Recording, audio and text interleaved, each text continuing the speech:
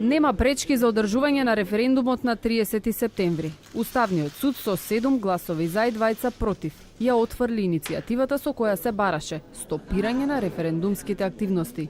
Заедно беа едногласни сите 9 судии. Прашањето за референдумот е од историско значење. За судиката која го подготви предметот Елена Гошева, собраниската одлука за распишување е неуставна, а прашањето стапица за граѓаните.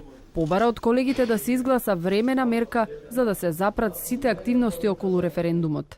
Треба да има повеќе ливчиња, а не едно со 3 одделни прашања. Дали сте за членство во ЕУ? Дали сте за членство во НАТО? И дали сте за договорот со Грција? Единствен кој ја поддржа Гошева беше судијата Јован Јосифовски, кој откако слушна дека останатите колеги се против иницијативата, изрази сомнеш дека некој однадвор влијаел врз нивните одлуки. Од друга страна, судијата Осман Кадрију заклучи дека одлуката е заснована на државните интереси и нема повреда на одредби. Прашањето е за договорот, а ЕУ и НАТО служат за појаснување на последиците поради кои се склучи тој договор. Со него се реализира едно значајно поглавје во Уставот.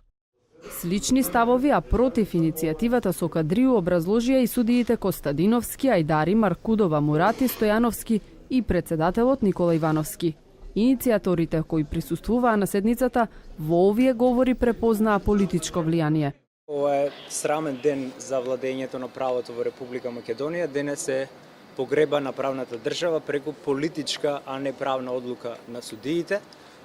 Според нас, бојкотот останува како единствено масовно средство за враќање на правната држава. Тоа значи дека доколку нема нова одлука за преименување на државата, останува во сила старата одлука од 1991 година. Сметаме дека одлуката на судот ќе ја зацврсти волјата на народот за бојкот на референдумот и за масовна неизлезеност на 30 септември. Затоа бојкотирам значи не гласам.